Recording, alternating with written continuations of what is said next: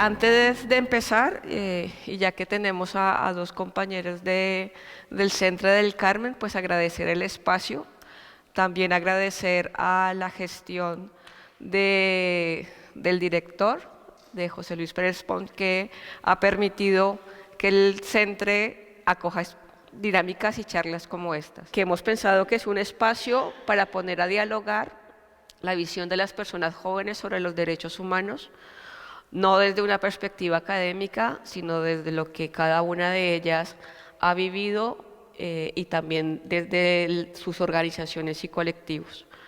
Pues lo que les hemos pedido a las compañeras es que nos puedan hablar sobre la situación de los derechos humanos en sus territorios, a qué vulneraciones se ven expuestas las personas jóvenes, por qué consideran que es importante involucrarse en la defensa de los derechos humanos, qué significa defender los derechos humanos en sus territorios. Una cosa es lo que se puede ver desde España o lo que se puede ver desde Guatemala, entonces es importante como poner en común esta perspectiva. Muchas gracias por la invitación y bueno, es un placer participar, pero no soy yo quien debería estar aquí, sino las compañeras y los compañeros de los territorios ocupados del Sáhara Occidental, que aunque parezca que la normativa de extranjería está súper clara y es muy taxativa, la realidad es que de manera injustificada las compañeras y compañeros de los territorios ocupados del Sáhara Occidental llevan 2 años en los que en un maravilloso programa como es este se les impide venir, ¿no? Entonces creo que es necesario partir de esta base, agradecer al Centre Cultural del Carmen que acoja actividades tan importantes como esta en momentos especialmente tan complicados como es este para la defensa de los derechos humanos. No sé cuánto, mucho o poco conocemos de la realidad del Sáhara, pero desde el Sáhara Occidental está ocupado desde 1975. Las personas saharauis estamos disgregadas en 3 grandes núcleos, que serían los territorios ocupados, los campamentos de población refugiada saharaui y la diáspora, que por razones culturales e históricas y lingüísticas, la gran parte de la diáspora estamos en España.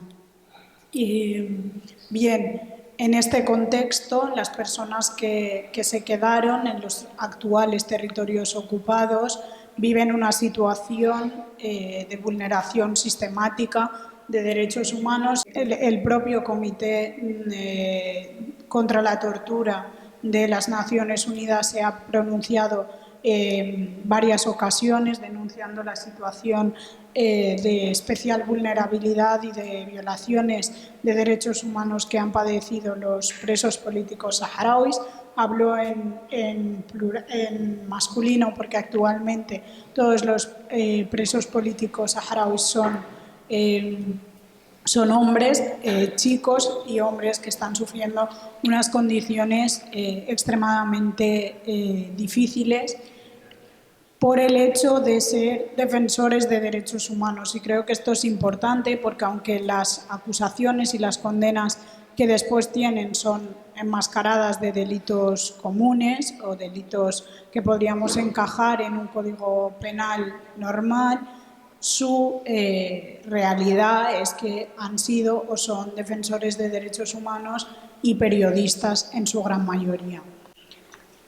Entonces esto impacta en la juventud de manera clara porque se intenta coger como ejemplo a esas personas de no, mira, no defiendas tu derecho a la autodeterminación, no muestres en público tu adhesión al Frente Polisario, que es el movimiento de liberación nacional saharaui y único y legítimo representante del pueblo saharaui, no porque lo diga yo, sino porque lo dice el Tribunal de Justicia de la Unión Europea.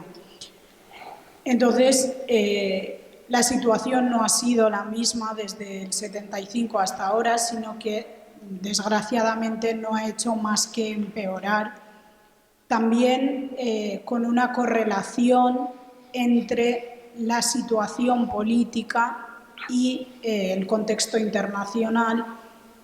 Cuanto mejor o más favorable ha sido la situación política en un ámbito internacional a las pretensiones defendidas por el pueblo saharaui, mayor ha sido la represión en los territorios ocupados.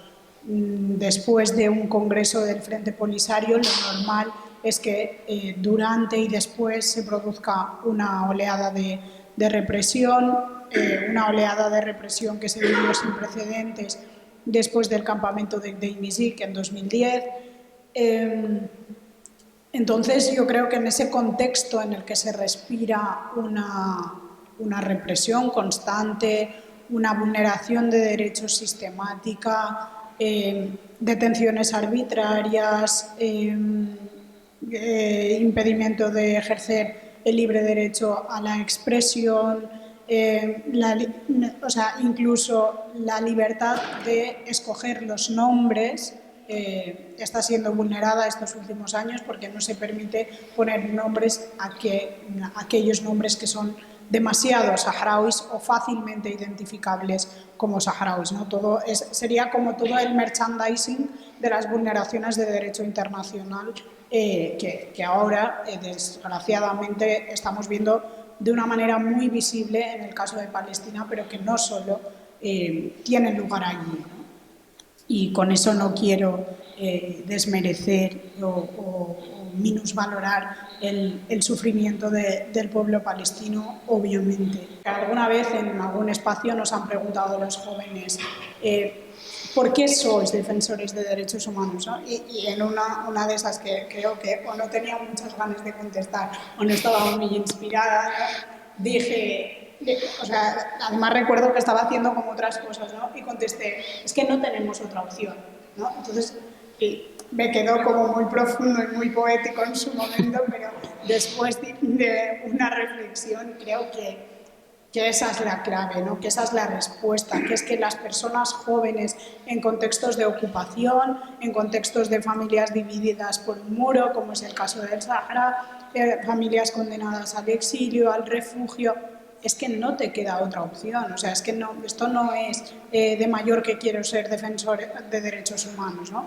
Más allá por las implicaciones que esto tiene, porque estás viendo cómo tus hermanos son detenidos y encarcelados y condenados a penas 20, 30 o incluso cadena perpetua por delitos que no han cometido por tribunales ilegales porque, de acuerdo con el derecho internacional, esos tribunales no tienen jurisdicción para actuar en contextos de ocupación. Las personas realmente se juegan la vida por defender las ideas en las que creen y creo que por eso a mí nunca me ha gustado aparecer en los carteles como activista. Siempre he intentado evitarlo porque creo que es algo que me queda demasiado grande por las implicaciones que tiene, ¿no? Yo al final puedo hablar, vivimos en un sistema democrático y puedo hablar con la total libertad y sin miedo a sufrir ninguna represalia.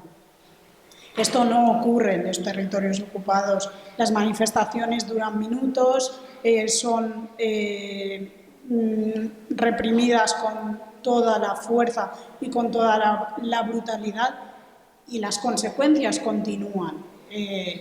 Desapariciones forzadas, torturas en las horas de detención, aunque se cumpla el periodo establecido de una detención que podamos entender aquí. No sabemos en qué condiciones se van a llevar a cabo esas detenciones, entonces creo que es obligación de todas y todos dar voz, ser el altavoz. Hace unos años tuve el honor y el placer de colaborar con un equipo de periodistas jóvenes que se la juegan todos los días con Equip Media.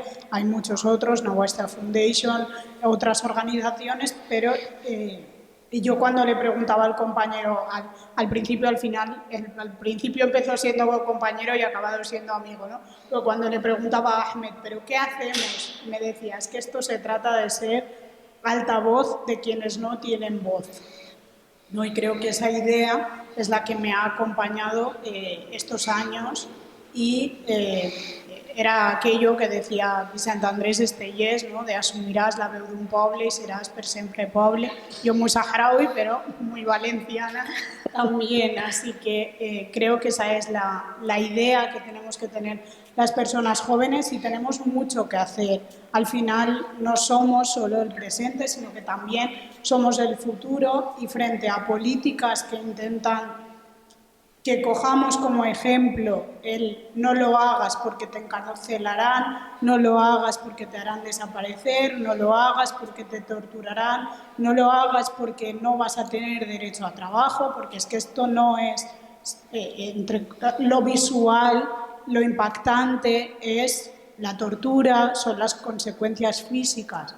Pero es que también hay una violencia simbólica, una violencia psicológica de la que también tenemos que hablar, porque es que las personas jóvenes en las zonas ocupadas, cuando llega a una determinada edad y se convierten en referentes o en caras muy visibles, están condicionando su situación económica porque se les va a impedir estudiar o, en el caso de los territorios ocupados del Sáhara Occidental, Marruecos no ha construido ninguna universidad para obligar a las personas a desplazarse al interior de Marruecos, ¿no? De ven y aquí, si tienes valentía, aquí atrévete a alzar tu voz en territorio enemigo, por hacerlo muy, muy simple, ¿no? Entonces creo que en esos contextos en los que se están jugando el no tener acceso a una formación, no tener acceso a un trabajo, al final hacer depender, ¿no?, toda la economía, tanto tuya como de tu familia, porque esto es esto lo simplificamos mucho, pero al final es una red de extorsión a todo tu alrededor, ¿no? Para intentar coaccionar y modificar la voluntad de estas personas, ¿no? Entonces creo que ante estas situaciones no cabe medias tintas, no cabe la posibilidad de permanecer indiferentes y creo que las personas que estamos en sistemas más beneficiosos o en sistemas que nos permiten hablar con una mayor libertad, creo que tenemos la obligación de hacerlo por nosotras y por todas nuestras compañeras, ¿no? Como cuando éramos peques y jugábamos, pues un poco con esa idea, ¿no? Bueno, yo soy Guadalupe, de El Salvador. Tengo, bueno, no sé cuánto tiempo, ya casi 10 meses de estar viviendo aquí en las Españas. Y ha sido primero un gran choque a nivel cultural. Nunca había viajado ni venido para este continente y creo que, y le decía a las compañeras ayer en cena, que es la primera vez que por un tiempo sé que es la tranquilidad, la calma y poder también regresar como segura a la casa. Bueno, voy a comenzar hablando sobre el régimen de excepción porque los países latinoamericanos y más centroamericanos tenemos como fechas bastante similares en cuestión de dictadura y represión y guerras civiles. El Salvador salió de la guerra civil en los 80 y se firmaron los acuerdos de paz en el 92. Entonces, a partir de los 90 empiezan a querer organizarse los movimientos sociales, ya no como movimientos sociales, sino como organizaciones, ONGs, instituciones, bueno, y empieza también esa línea que venía de la guerrilla, de izquierda, de gente progresista, hacer un poco la labor del Estado, ¿no?, lo que les toca. Y hace 5 años toma posesión nuestro nuevo presidente, que es Nayib Bukele, el cual se va a reelegir otra vez, es inconstitucional, y ya llevamos la 20ª prórroga de régimen de excepción. ¿Qué significa? Que se pierden todos los derechos y las garantías constitucionales, la libre asociación, y también el gobierno tiene derecho a ver qué andas en tu móvil, con quiénes estás, y esa hipervigilancia, ¿no? aprobar presupuestos enormes para cuestión de seguridad y la captación también de todos los medios de comunicación, ¿no? Como las herramientas de toda la dictadura.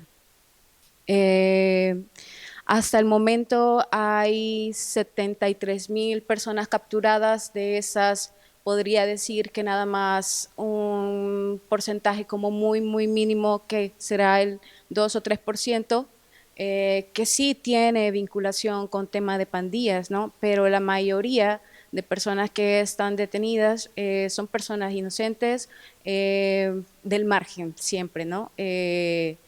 Esas capturas masivas que han hecho no han sido procesadas, es más, los juicios que se están haciendo son de 500 personas para una jueza o un juez que tiene el poder de tirarte un año a la cárcel y sin más. Igual no vas a tener derecho a decir esto me pasó y a exigir tampoco justicia, ¿no?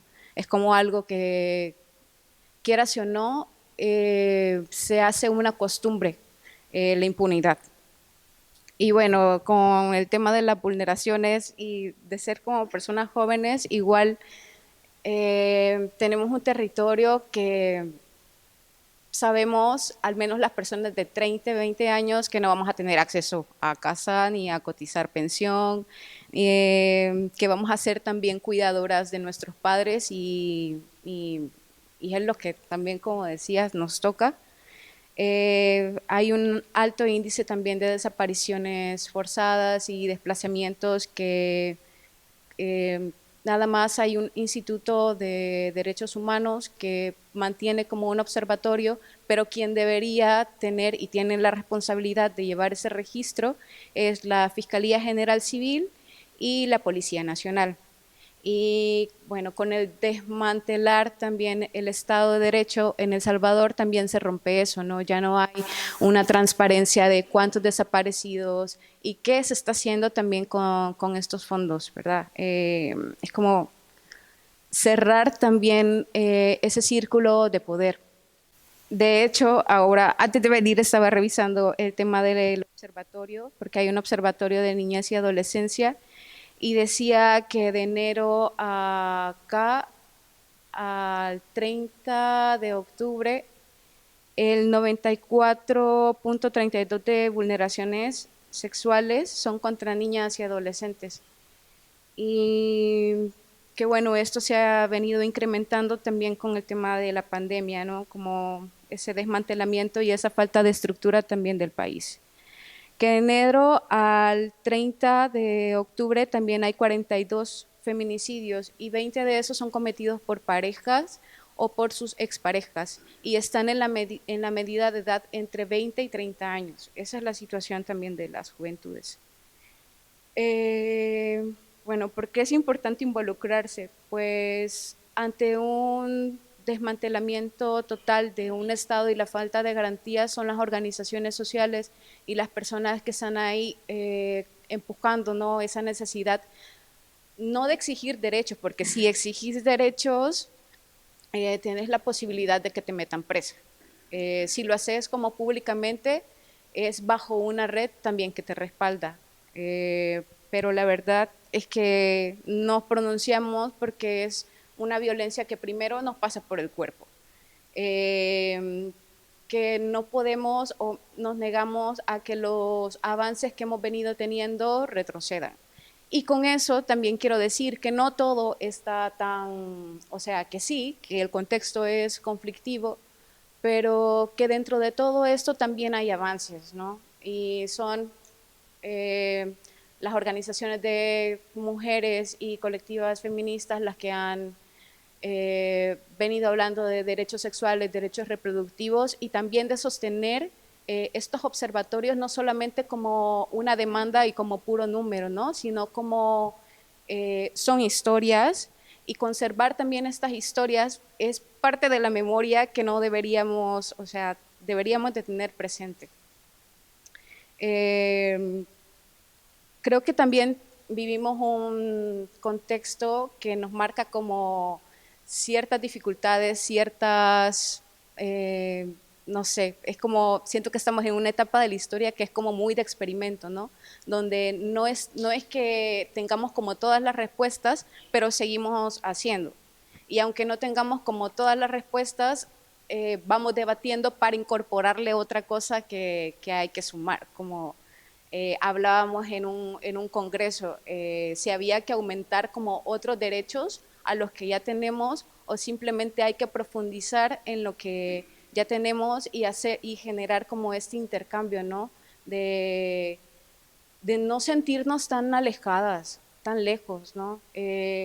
Yo personalmente sentía que, a ver, que estaba ahí en Latinoamérica, pero venir acá y también escuchar las historias de las mujeres saharauis, conocer todo, cómo está acá, que tampoco es como, tiene también su margen, tiene sus barrios, entonces, bueno, como hacer también de la justicia, no como algo lejano, sino también como verlo de, a ver, justicia para vos también es justicia para mí, ¿no? Como tomarte esa parte como muy personal. Y lo importante también de involucrarse es trascender de solamente defensoras o activistas, sino invitar a que los derechos sean una demanda social, ¿no? Que es lo que queremos, que todas las personas se involucren para que no haya individualidades o personas sin respaldo, sin redes, porque ahí es cuando la mayoría de cosas salen mal, ¿no? Creo que no podemos evitar completamente todo, pero sí podemos garantizar algunas cositas para protegernos. Y eso, pues, lo hemos venido haciendo por mucho tiempo. Tengo varias anotaciones y me gustaría ir aterrizando poco a poco hasta donde nos encontramos, hasta donde me encuentro actualmente. En la Declaración Universal de los Derechos Humanos, el artículo 3 dice: todo individuo tiene derecho a la vida, a la libertad y a la seguridad de su persona. Palestina lleva más de 70 años en guerra. Actualmente, en el último mes, más de 12.000 muertos. Sáhara, 48 años de ocupación ilegal, parte de Marruecos. Y ya tenemos Nigeria, otros conflictos olvidados como Nigeria, Somalia, República Democrática del Congo, Colombia, Yemen, etc. Artículo 4. Nadie estará sometido a esclavitud ni a servidumbre. La esclavitud y la trata de esclavos están prohibidos Tenemos actualmente Libia, agujero negro para las personas que intentan cruzarlo. Existen campos de trabajos forzados controlados por grupos criminales. Actualmente las playas de Libia son el testimonio de naufragios y miles de muertes. Todo esto lo aterrizamos aquí a España. Nos encontramos con la definición de los derechos humanos. Los derechos humanos son derechos inherentes a todos los seres humanos, sin distinción de nacionalidad. ¿A cuántas personas de aquí de España, migrantes, nos hemos sentido discriminados por nuestra nacionalidad? Sin distinción al lugar de residencia. ¿Cuántas redes racistas han habido y en las que nos hemos encontrado presentes? Dicen que todos tenemos los mismos derechos humanos sin discriminación alguna. Eso dicen, pero no sé. Esa es la lectura que yo hago. Es una situación delicada y a mí, grosso modo, esta es la visión que tengo sobre los derechos humanos. Que sí que se están vulnerando a nivel internacional y a nivel nacional y local. ¿Cómo se están vulnerando aquí? Voy al centro de salud y dicen que existe la asistencia sanitaria universal. ¿Cuántas veces he ido y me han dicho que no y he tenido que ir acompañado con... Yo soy educador social, trabajo en un hogar con personas solicitantes de protección internacional y todavía a expensas de tener la cita y demás, han ido y tienen derecho a esa tarjeta y no se la han expedido. Y hemos tenido que ir para tener que hacer la gestión. Padrón, otro tema delicado y que hay que estar viendo al compañero, por ejemplo, en Valencia, coge los compañeros y compañeras han luchado mucho por esto. ¿por qué no me dejáis que empadrone si luego me estáis pidiendo que tengo que demostrar 3 años de arraigo? ¿Cuántas trabas se han encontrado las personas? Miles de trabas. Citas de renovaciones. Ya me encuentro en una situación regular y tengo mi permiso de residencia, pero no hay citas para poder renovar el permiso de residencia. Durante la pandemia había gente que tenía que pagar por una cita. Cuando estalló la guerra de Ucrania, todas las administraciones, todas las comisarías se pusieron de acuerdo y al día siguiente les daban el permiso de residencia. Cuando pasan en otros países, ¿por qué no se realiza lo mismo? ¿Por qué? No sé. Os lanzo estas preguntas para reflexionar y también poder compartirlas con todas vosotras. Cuando vienes con 6 años a España porque tu padre es asesinado y vienes con tu madre, con una familia de acogida, y ves pasar todas las situaciones por las que pasa tu madre para poder conseguir un permiso de residencia, durmiendo 24 horas en Alicante para poder conseguir una cita, se me ponen los pelos de punta, para poder tramitar el permiso de residencia, y hasta que ya no lo tuvo poder tramitárselo a sus hijos, pues es que al final es que no te queda de otra que luchar por eso. Es que no te queda de otra, no puedes cerrar los ojos, ni estando ahora en una situación cómoda puedes dejar eso de lado, porque cuando lo vives no quieres que otras personas lo vivan y es algo que tienes que hacerlo, pero es que te sale de iniciativa propia.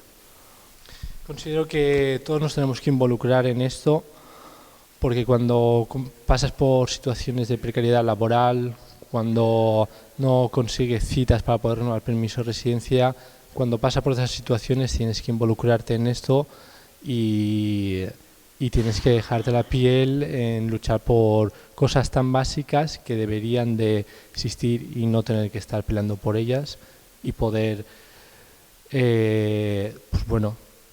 reivindicar otras cosas o mejorías y no tener que reivindicar cosas tan básicas. Yo, los compañeros, compañeras que nos estáis escuchando, invito a si esto es algo que os llama, a que os unáis a alguna organización que luche por los derechos humanos, que hagáis incidencia política en las calles, que os unáis a concentraciones, a manifestaciones, porque es la única manera de reivindicar y poder cambiar las cosas. Porque si no las hacemos, y todavía si no las hacemos las personas que lo sufrimos, no vamos a ningún sitio. Después de escuchar todas estas historias, todos estos contextos, creo que es bien duro también tener que hablar del nuestro y saber que pues todos nuestros territorios están cooptados por el sistema corrupto, por la impunidad, por la violencia, por la pobreza, por la desigualdad, y creo que es un poco lo del contexto de mi país en este momento. Estudiantes de la única universidad pública de Guatemala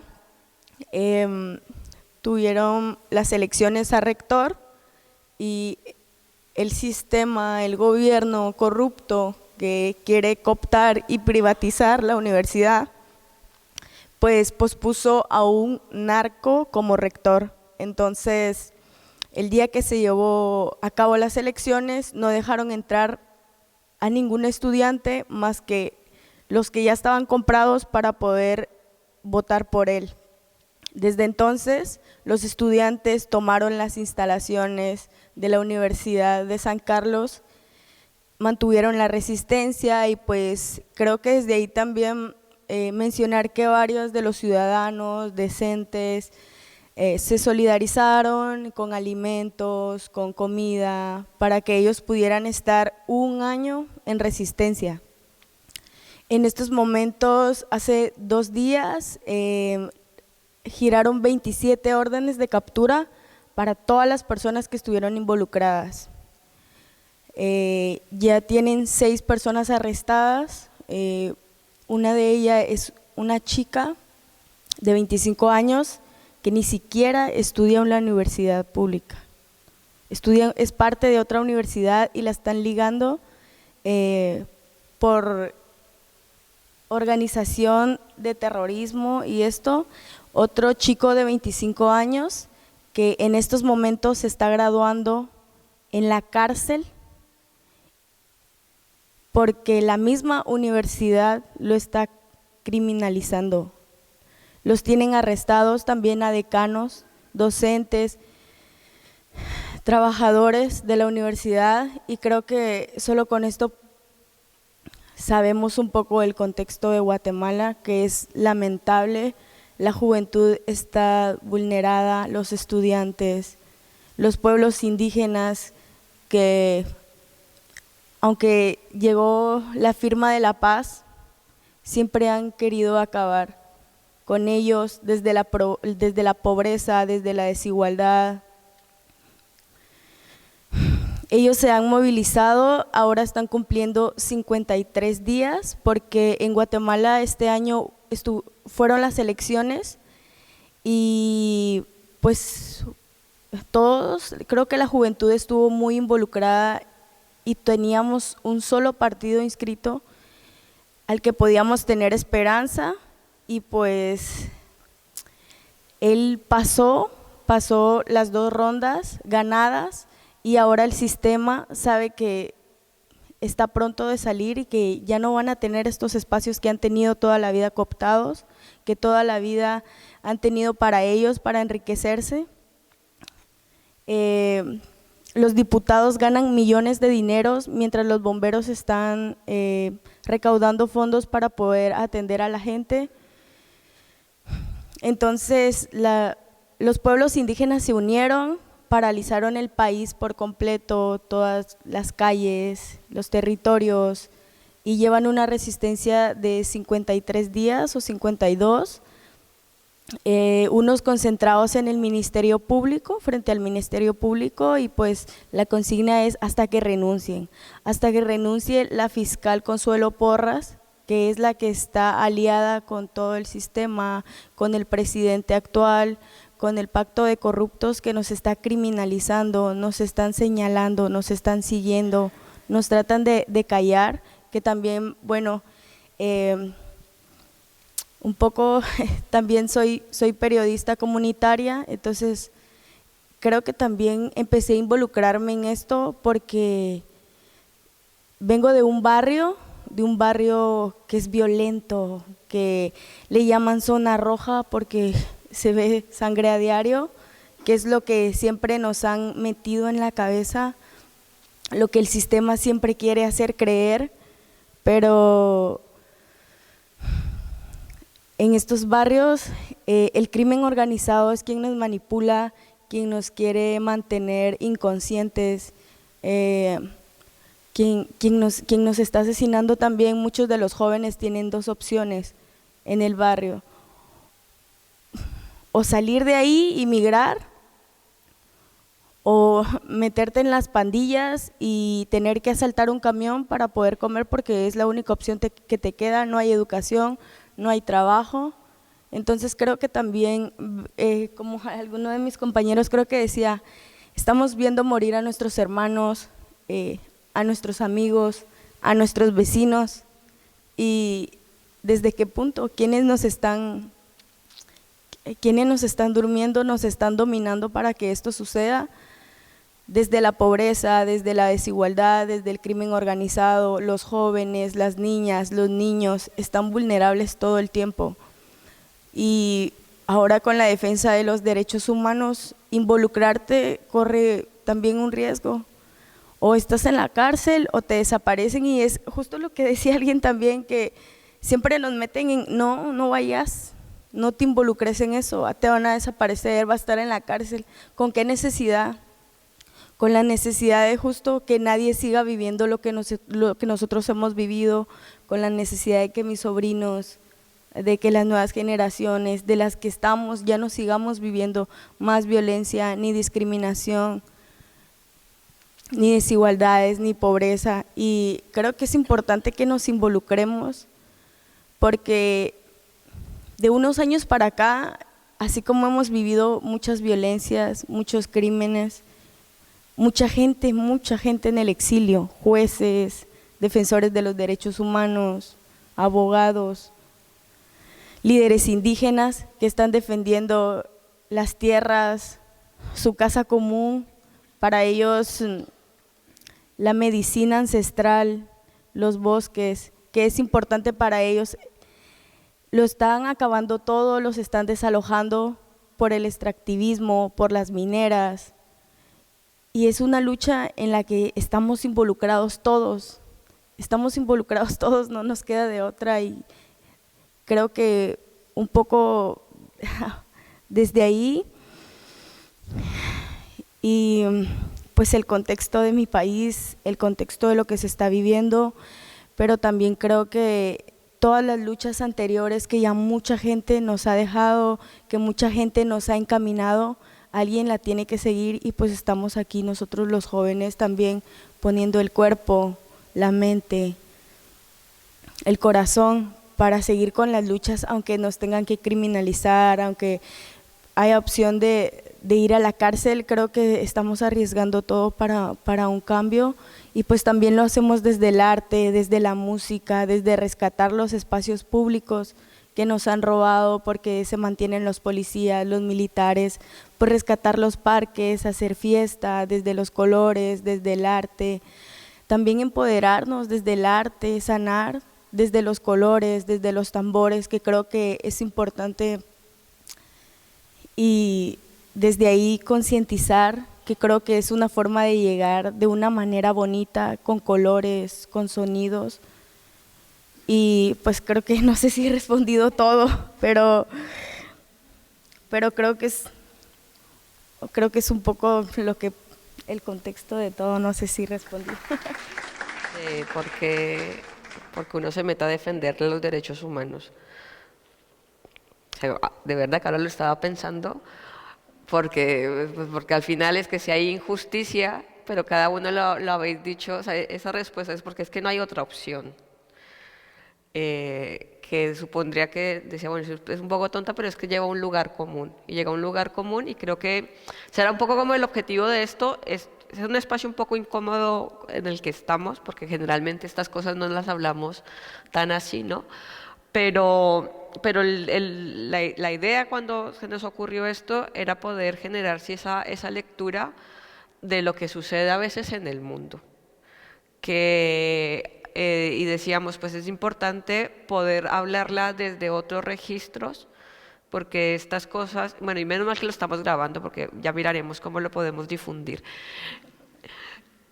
Lo meteremos por los ojos a todo el mundo. No, porque al final es que se piensan que estos temas tienen que verse en determinados espacios académicos o gente que estudia determinadas carreras, determinadas asignaturas, y que al resto pues como que no le involucran y no tienen por qué sentirse interpelados.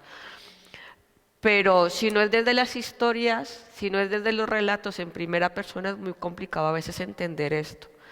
Pero también creo que es importante, y eso es la pregunta que os iba a hacer, porque yo creo que en esto uno no se involucra, o sea, hay algo, ¿no?, que te mueve la tripa y que tú dices, pues aquí esto no lo consiento. No lo consiento, y puede ser levantarse, irse de un lado, o ya ir tomando como otro tipo de acciones. Pero generalmente uno no lo hace solo, lo hace sola. Siempre tiene que uno entender a un aliado, ¿no? O una persona aliada con la que se puedan compartir ese sentimiento, o aunque sea también interpelarle de alguna manera. Entonces, pues, que no le habéis contado un poco de cómo sea ese trabajo colectivo, o sea, porque cada una pertenece, creo que, a un determinado espacio o a muchos espacios. Entonces yo creo que ya después de haber contado ese contexto, que es que esto es una clase magistral, lástima es lo que se lo han perdido, y que también habéis hablado de esas motivaciones. Alguien decíais, bueno, hay esperanza, desde los colores, desde el corazón, ponemos en juego nuestros cuerpos. Yo creo que estaría bien poder contar, que nos podáis compartir esos espacios comunes, esos espacios colectivos desde los que trabajáis, y qué cosas se hacen. O O sea, porque aquí, claro, estamos todas enojadas, pero llega un momento en que uno pasa del enojo a la acción. Entonces, a ver, ¿cuál es la acción? Un poco yo sí que empecé como con la Asociación de la Diáspora Saharaui aquí en Valencia. Tuve como todos los cargos habidos y por haber, menos la presidencia, porque siempre me negué en rotundo, pero aprendí muchísimas cosas porque yo al final vine muy pequeña, pero me he criado con una familia valenciana. Entonces, cosas que para mí sí que había vivido en propias carnes, porque al final tengo mi familia, la gran parte de mi familia vive en los campamentos de población refugiada, y sí que había, o sea, siempre he tenido contacto y voy y vengo y tal y cual, pero al final mis realidades, como las que contaba Shigali, no eran las mismas, ¿no? Entonces eso me hizo reconectar muchísimo con esa parte de la diáspora, con esos pequeños problemas o grandes del día a día y con esa manera de vivir un sentimiento nacionalista y una reivindicación de la identidad en un espacio completamente hostil, ¿no? Porque yo vivo en un pueblo muy pequeño y vive solo, o sea, hemos sido como más saharauis que hemos estado con familias españolas, pero familia española, o sea, familia saharaui, como el concepto que entendemos de familia, solo hay una, ¿no? Entonces, el ver cómo se comportaba la gente, dependiendo de si yo iba con mi familia española o con mi familia saharaui, no era bastante curioso. Entonces creo que me hizo reconectar y iniciar el activismo desde ese posicionamiento, pero después sí que es cierto que lo he profesionalizado mucho y continúo teniendo un papel muy activo, pero pues en los tribunales y tal, que la compañera Guadalupe no comparte, pero yo creo que porque lo compartimos desde escenarios distintos. Es decir, entiendo lo que dices de no podemos jugar a su juego, pero si no tenemos otras cartas, pues por lo menos que se note que estamos ahí y que podamos sancionar, ¿no? Porque el otro día me decía una mujer saharaui, ¿ves tú que eres abogada? Ahora con todo lo que está pasando, es que lo cuento porque me hizo mucha gracia, porque dije, es que tiene toda la razón, con todo lo que está pasando en Gaza, ¿me vas a hablar de derechos humanos? No existen los derechos humanos. Yo estaba como súper indignada y me hizo mucha gracia, pero yo creo, depende de los contextos, ¿no? Pero yo creo que en el caso del Sahara, el haber conseguido judicializar el conflicto, que obviamente es un conflicto político, ¿no? Pero haber sido capaces de meter en el Tribunal de la Unión, obligar al Tribunal de la Unión a pronunciarse sobre qué está pasando con los recursos naturales del Sahara Occidental, creo que ha sido algo revolucionario, un punto de inflexión en el conflicto y que nos va a dar muchísimo que hablar y que trabajar en los próximos años, ¿no? Y después de la otra cara de la moneda, creo que las situaciones, aunque no nos guste el sistema, hay que hacer uso de él. O sea, yo estoy cansadísima de repetir, tenemos que denunciar en los mecanismos de Naciones Unidas las situaciones de vulneraciones de derechos humanos que se viven, ¿no? Entiendo que estemos en contra de que Marruecos, en mi caso, tenga que juzgar porque no tiene competencia. Sí, comparto ese relato, pero ¿qué hacemos con eso? ¿Nos quedamos con eso y ya está? O sea, la pataleta, el derecho a la pataleta, genial, está perfecto, tenemos que hacer uso de él porque somos personas y también necesitamos el derecho a la queja, ¿no? Eso que no nos lo quiten nunca. Yo tenía un profesor que decía, bueno, como mucho, si no llegáis a letrados, el derecho a la queja, ¿no? Quiero decir que eso siempre lo vamos a tener, pero es que al final tenemos que poder reaccionar porque si no el impacto en las personas en el territorio es nulo, ¿no? Entonces, yo ahora estoy en un punto del activismo un poco más institucional, pero yo siempre recomiendo el iniciar de la base, ¿no? Yo creo que que lo que aporta el contacto con las personas, con la realidad, con el día a día. Bueno, con el tema de cómo nos organizamos, yo conocí a un grupo de chicas de mi edad en el 2009. Era un curso de teatro que daba la municipalidad. Entonces resultó ser que con estas chicas comenzamos a agruparnos porque no nos gustaba el espacio donde estábamos. Porque el director de teatro era un acosador y bueno, muchos incidentes, entonces dijimos, bueno, vamos a hacer nuestra colectiva. Y comenzamos ahí haciendo teatro, haciendo como cositas, luego comenzamos a recibir como muchas denuncias de otras compañeras que también habían sido acosadas y bueno, ya de ahí comenzamos a denunciar, ¿no? Había otras asociaciones, ONGs, que la mayoría de asociaciones ONGs en El Salvador tienen una psicóloga que atiende, hay una línea, también hay una abogada que atiende como los casos que llegan por denuncias. Pasa algo con el tema de las leyes, pero bueno, sigo con la historia. Bueno, con estas compañeras seguimos haciendo cosas en espacios creyendo que estábamos haciendo cosas para nosotras, ¿no? Pero al final, cuando llegamos a unas denuncias donde también tocaban poderes y nos metimos en el tema de la universidad, la única universidad pública de El Salvador, en la zona paracentral, nos damos cuenta de que la mayoría de catedráticos eran agresores, que el rector estaba al tanto de todas esas violencias y que nunca hacía nada. Y que además había un grupo estudiantil que era la mafia de la universidad que estaba avalada también por el rector. Entonces, bueno, ya conocer como esas pequeñas mafias y esa denuncia como reiterada que había hacia un director de teatro que se llama Ricardo Mendoza, todavía está vivo, viene el tipo y logramos sacar a 12, a 3 catedráticos de la universidad. Luego de esta renuncia reiterada en contra de este director, fue él el que nos pone la denuncia por difamación a mí, a una compañera y a mí. Entonces, conocer el sistema como tal, cómo actúa, nos pasamos, yo me pasé año y medio hasta que fui absuelta en el 2020 y era una cuestión horrible porque teníamos las pruebas, llevábamos a las testigas, ¿no?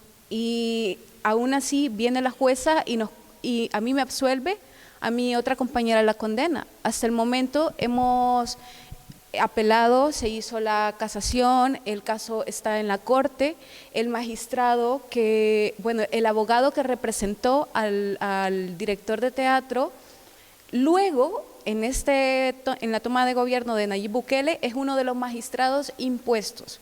O sea, estos favores y estas complicidades también en el orden patriarcal y capital dan fruto, ¿no? Entonces allí llegó el magistrado, que bueno, no le duró tanto porque murió, ¿qué? Hace poco, porque también a todos les llega. Bueno, y con esta colectiva, luego empezamos a tomar casos, y más casos de denuncia. Y en la pandemia fue una cosa horrorosa, porque es que el sistema no hacía nada, estaban las compañeras en sus casas con los agresores y bueno, nos tocó salir a las calles y también nos tocó reestructurar la forma interna de la colectiva, ¿no? Nosotras, unas bichas que no tenemos carrera tampoco en esto, somos una colectiva, no había personería jurídica ni nada. Comenzamos a hablar también con otras colectivas, otras ONGs que sí tenían y comenzamos a derivar casos, ¿no? Con esta colectiva da la particularidad que hay algunos casos que no son aceptados dentro del sistema, o que la abogada viene y te dice, a ver, lo vas a perder, ¿no? Entonces, lo que nosotras optamos es por hacer estos casos públicos, porque al mediatizarlos, la autoridad tiene que salir por lo menos a dar declaración. Entonces, como nos fuimos especializando en eso, a mediatizar los casos, a decir como, bueno, aquí está el testimonio, aquí están las pruebas, y hay muchos otros casos que nunca iban a llegar como tal al sistema judicial, porque es que es perverso, te enreda, tenés que tener como mucha paciencia y también recursos para hacerlo. Y en el caso de El Salvador, donde existe esta captación del sistema judicial, no hay posibilidad de hacerla. Entonces optamos por hacer las denuncias que son públicas, nos hicimos como un perfil ahí y eran todos los agresores, instituciones, por los delitos basados también en la ley, ¿no? Como tenemos una ley especial integral por una vida libre de violencia que está preciosa, pero también sigue siendo como letra muerta, ¿no? Y que es como, no sé, las contradicciones que surgen también en estos espacios, porque yo es que creo firmemente que las personas tienen que estar ahí dando la batalla en el sistema judicial, desde donde los espacios en los que estén, porque también entiendo el tema de ya salir de la impunidad, crear jurisprudencia es eso, es una memoria también de no repetición, en el caso de la vía legal, ¿no? Y ¿a dónde iba? Como hay algunos lugares también que tienen sus ajusticiamientos, ¿no? Son como, a ver, no toda la justicia se va a librar solamente en una vía. Yo creo que hay cosas que sí, que como país nos corresponden como tal, pero ya como algo personal, por ejemplo, las mujeres o las jóvenes, niñas que son víctimas de violencia, creo que también tienen el derecho de decir de qué forma quieren hacer justicia, ¿no? No para todas es esto. Y bueno, yo creo que también con el tema de ONU y de los mecanismos internacionales que hay, que es tan difícil y es tan contradictorio porque es que está precioso, ¿no? Pero ¿cómo movemos también esa letra? O sea, ¿cómo se genera esto? ¿Cómo, no sé, hay un dicho de las compañeras que es que nos defendemos entre nosotras, nos cuidamos entre nosotras y entre todas, ¿no? Y básicamente que vos vas, yo voy a Guate y voy a Nicaragua y yo sé quiénes andan ahí, en el movimiento, en la movida, quiénes andan en estos espacios, y es como vengo aquí también, hay espacios. Entonces necesitamos ¿cómo hacer que las otras personas se involucren? Ajá. Bueno, eso. Y quería decir también que este continente también en particular tiene su responsabilidad con Latinoamérica, con África en el tema de extractivismo, ¿no? Y el extractivismo no solamente en materia, en recursos, sino también en conocimiento. Yo creo que también, o sea, si nos ha costado como mucho a las mujeres, a las jóvenes escribir, es como tenemos que dejar escrito o hecho a través, como decía Vane, de canciones, de arte, pero que aquí estamos, ¿no? Creamos, somos poderosas. Yo cuando me inicié en el mundo del activismo social, fue un poco a raíz de bueno, lo que pasa durante tu infancia, pero luego en la adolescencia como que lo empiezas a sentir más fuerte y dices, tengo que empezar a hacer algo de incidencia o a luchar de esto de alguna manera. Cuando llegué a Valencia e inicié la carrera, tuve 2 casos de racistas, una subida a un autobús que me hicieron bajar unos secretas y luego la otra en la estación de Alicante, que me pararon 2 veces durante un tiempo de 5 o 10 minutos. Entonces, eso es como que ya te hace decir, hasta aquí. Y justamente en segundo de carrera inicié las prácticas en Valencia Coge y ahí contaba un poco, pues bueno, todo lo que me había sucedido y demás, y me decían, pues de alguna manera esto lo puedes llevar se puede trabajar y puedes sensibilizar a otros jóvenes en institutos, realizando bibliotecas humanas, un poco contando tu historia y que les sirva un poco de referente y mirar, pues que vean dónde estás. Y empecé pues bueno, a realizar bibliotecas humanas con Valencia Coge, a acudir a concentraciones, a denunciar actos discriminatorios que iban sucediendo por el barrio. Y conforme fui avanzando y acabando la carrera, pues bueno, ahora estoy de educador social en un hogar para familias, familias migrantes solicitantes de protección internacional, y desde ese punto pues el trabajo que hacemos es más de incidencia política con la administración. Pues bueno, se hacen muchas quejas al defensor del pueblo. Si alguna vez acude en alguna administración en concreto, pues bueno, se acude y se pide la hoja de quejas, reclamación y se expone lo que ha pasado, porque al final, trabajando en esa entidad, pues bueno, se puede realizar. Y ese es un poco el trabajo que, bueno, desde el momento en el que llegué a hacer eso y el trabajo que estoy realizando ahora.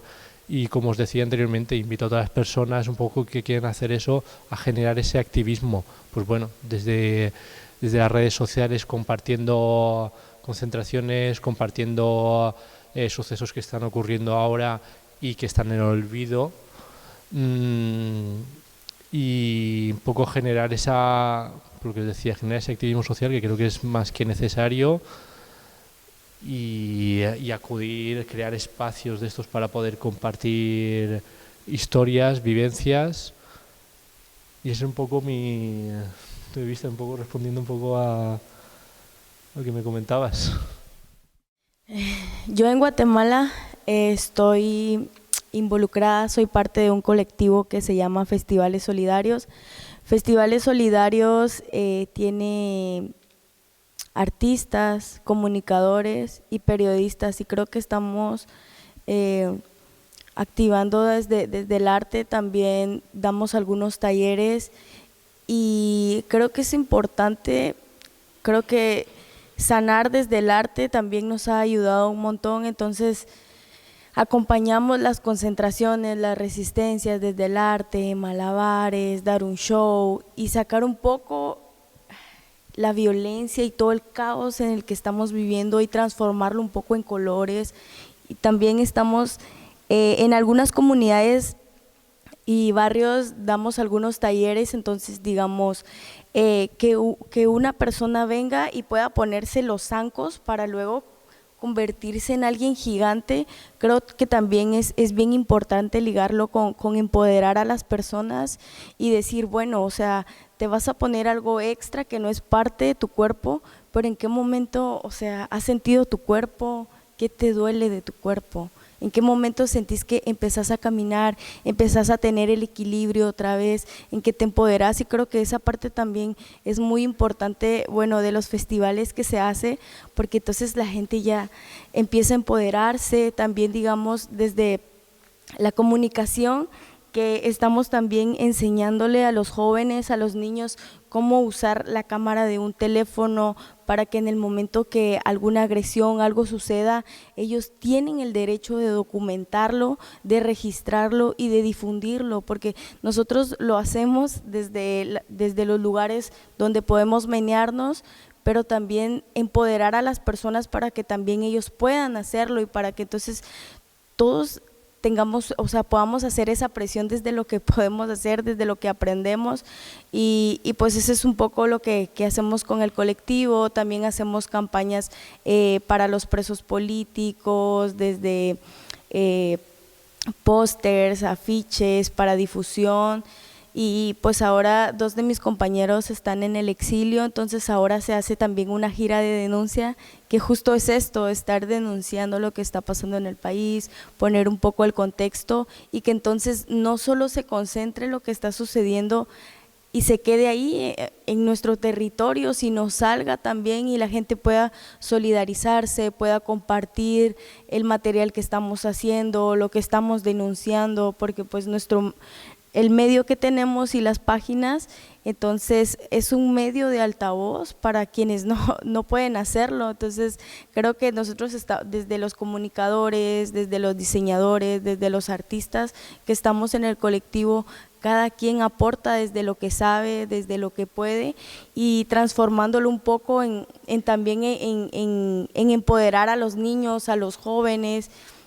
Y era un poco lo que les decía, hay una persona, bueno, varios artistas que hacen telas, entonces también antes de subirse, de empoderar a las personas para que se suban telas, es como ¿sabes en qué momento dejas que tu cuerpo se libere, en qué momento dejas que tu mente se libere y te empoderas? Entonces creo que llevar como toda esa misma línea creo que ha sido bien importante para que las personas se sigan involucrando, conozcan su historia, lo que está pasando en el territorio, que también lo sientan y que también puedan seguir replicando, porque es una réplica. Nosotros enseñamos lo que sabemos hacer, podemos apoyar y dar como una formación de algunos talleres, seguimos nosotros activando también desde nuestro canal y desde los festivales siempre, y como luego ellos vienen y lo replican, y creo que es como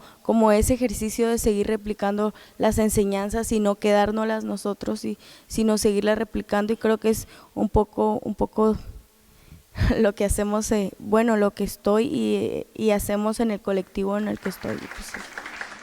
Reflexión, pero creo que hay unas cosas donde la mayoría nos hemos encontrado, y es, por un lado, que no existe, o sea, el derecho a la vida es el derecho sagrado, ¿no? Porque sin ese no tienes la posibilidad de poder disfrutar de los demás, pero que no nos pongan a rivalizarnos a nosotras, al pueblo, sobre cuál preferimos, ¿no? O sea, no existe ni un primero, ni un segundo, ni un tercero, sino que necesitamos que se nos garanticen todos los derechos humanos a todas las personas en cualquier lugar del mundo.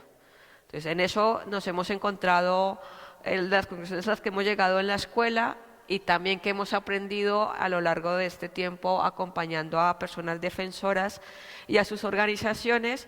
Y el otro que también creo que nos hemos sentido recogidas es en el derecho a la paz.